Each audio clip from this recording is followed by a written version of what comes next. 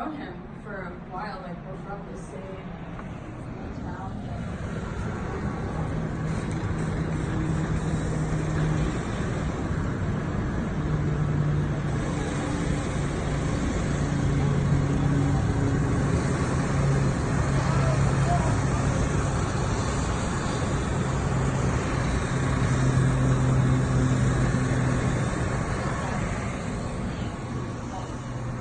So I was like,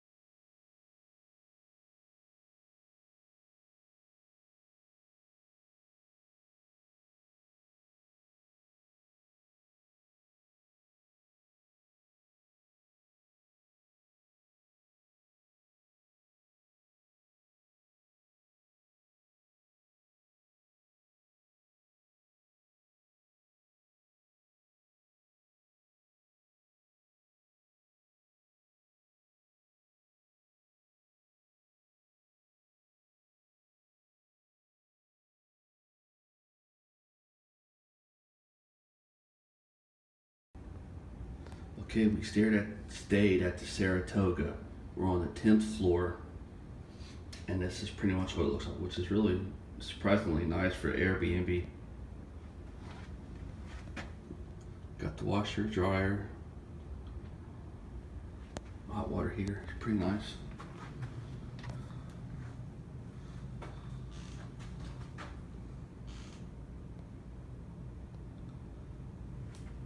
Bathroom ain't too bad. Get this a better view.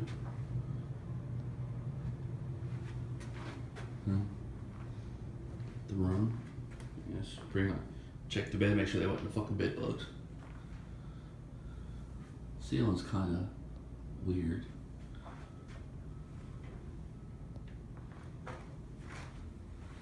Then you got a door that opens. So it really ain't a 2-bedroom. It's just kind of half-ass.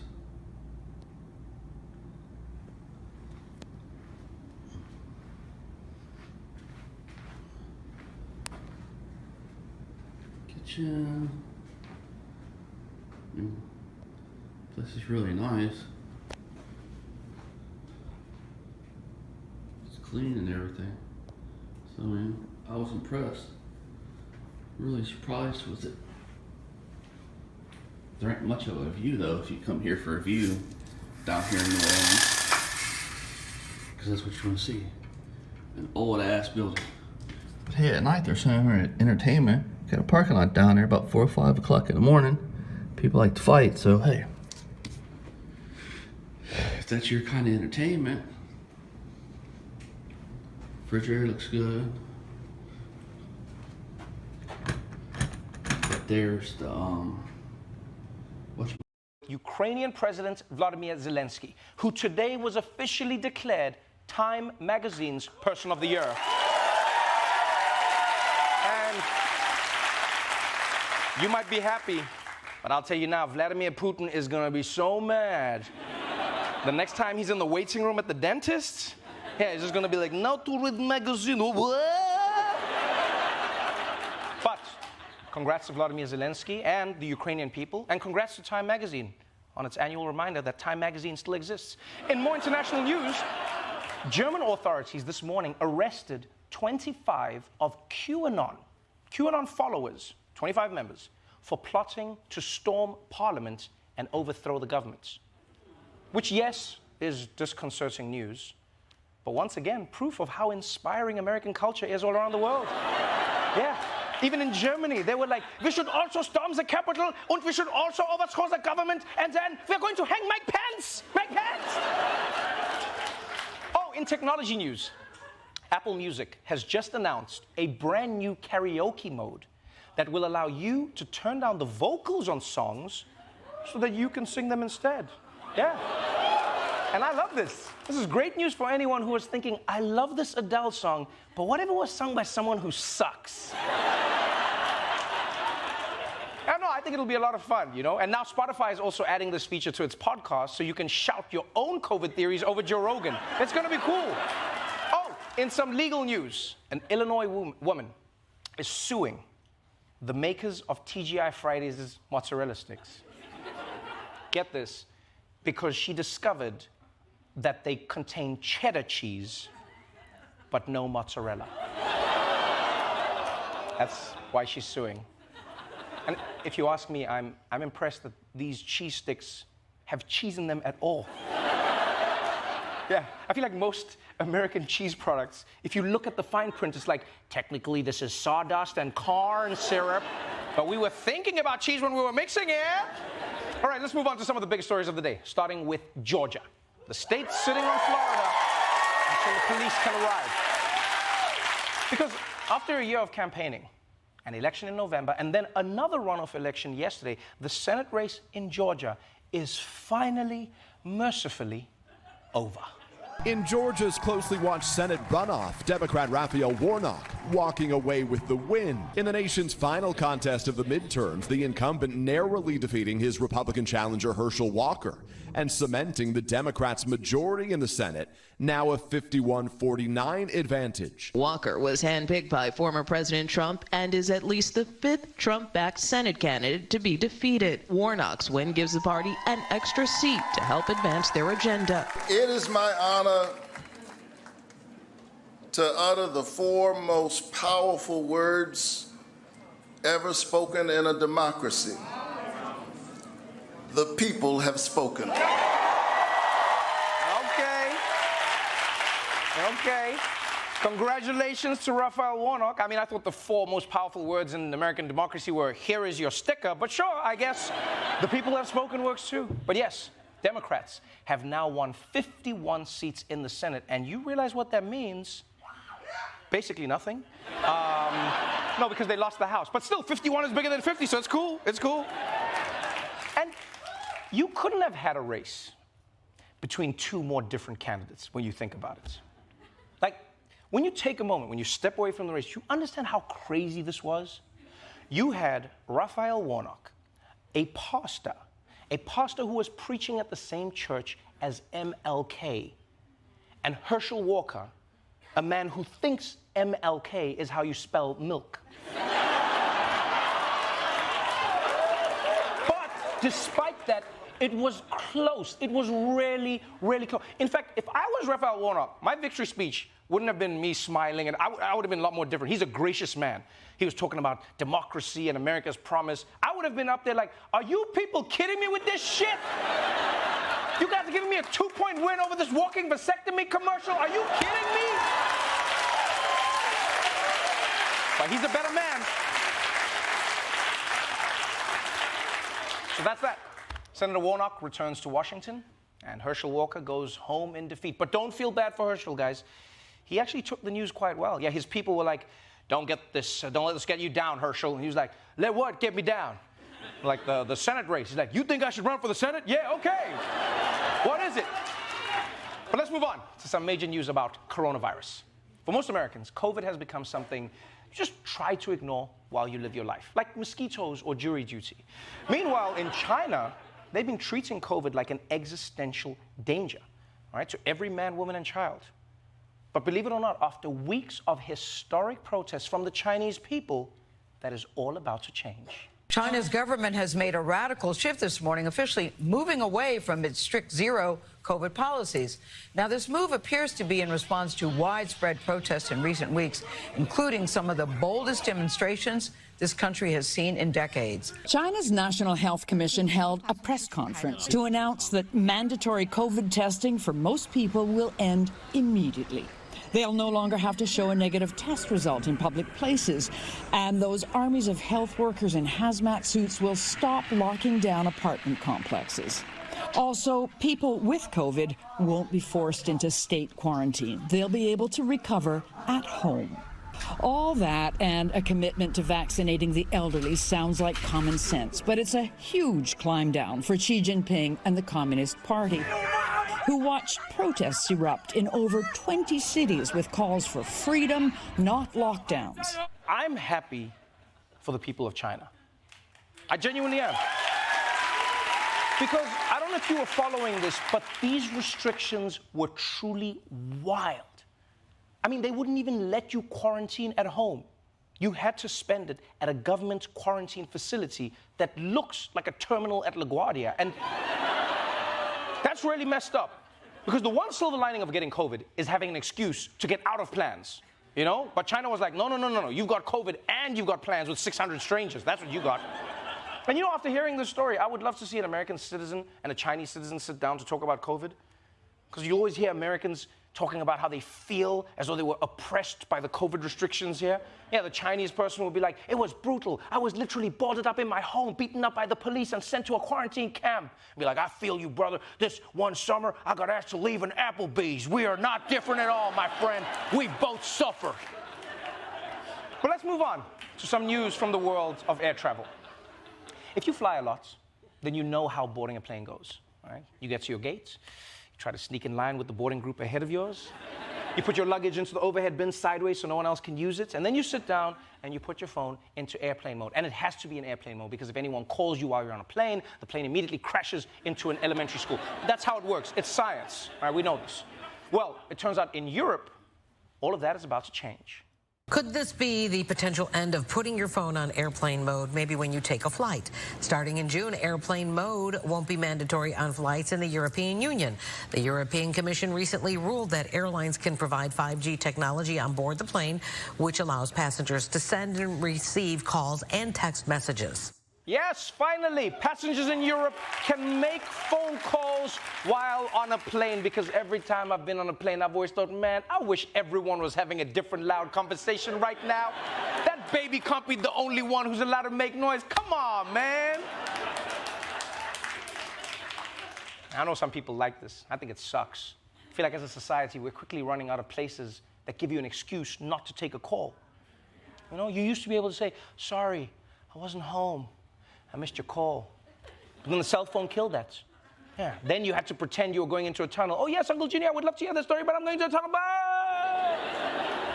Yeah, then the tunnels got reception. Then subways got reception. Now the planes have reception. Pretty soon, the only excuse you'll have for not being able to get a call is that you're on T-Mobile. But I wish I could, but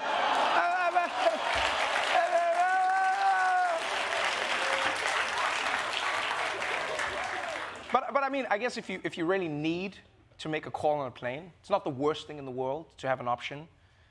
But I just hope the pilots don't have access to this feature.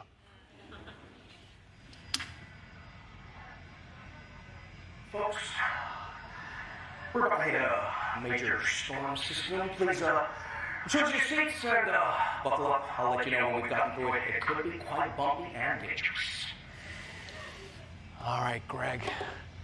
This is going to take all of your concentration and skills as a pilot, but you could do this. Just focus. Just focus.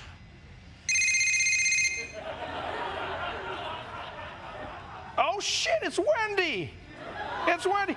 Hey, girl, what's going on? No, I'm not doing anything. You know me. I'm just living my life on the road.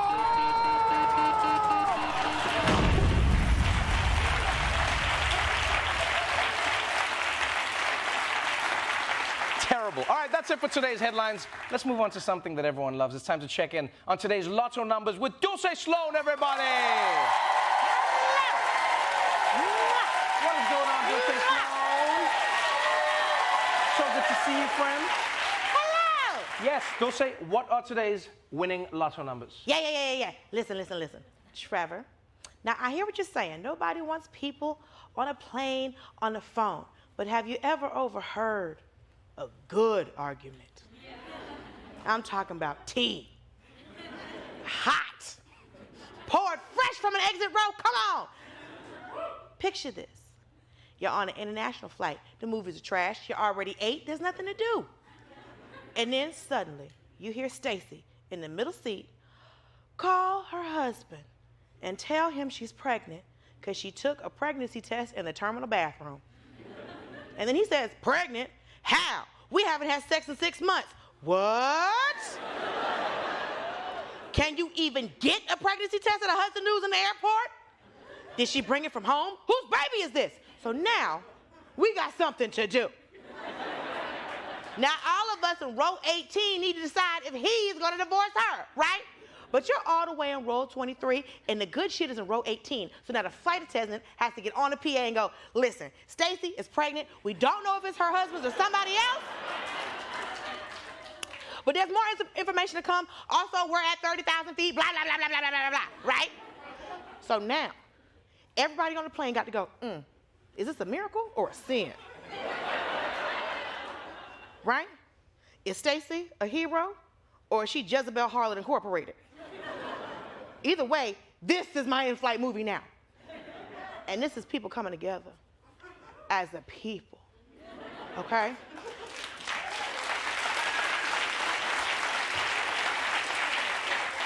Because what do people love to do? Be in other people's business.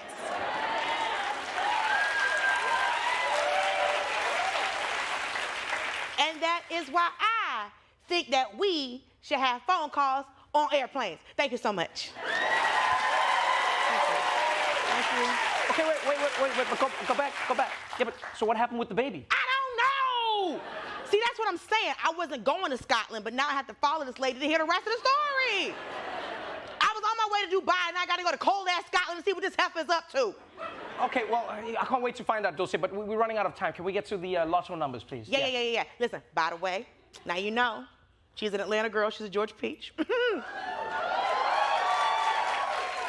And Atlanta was going wild last night over the Warnock victory, okay? It was so turned up, my friend's son was late to school this morning, and he's 10. Now, Trevor, this was the real battle of Southern politics, okay? A pastor and a football player? The God of football and the God of God? And I'm glad Herschel didn't win, okay? We're all very happy that block-headed man did not win. But the problem is, now that he's not running, we don't know where he's at.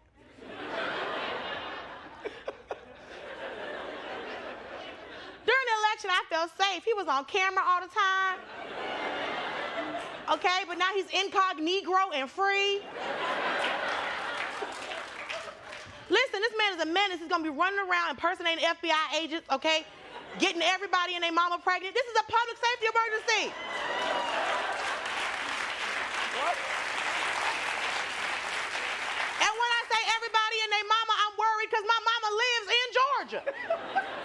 We gotta find this man, okay? Listen, now I know a couple places he won't be. A library. The condom section of a CBS. Family court. We know where he's not going to be. And listen, America, for just 65 cents a day, you can help me find Herschel Walker. Okay, well, Dulce, people will have the money to help you if we can help them with the lotto numbers. Can we just get the winning lotto numbers, please? Oh, yeah, of course. So today's winner is Herschel Walker. Mr. Walker, you just need to come down to the studio and claim your prize. And please, do not pay attention to the giant cage above your head. Dulce Sloan, everybody.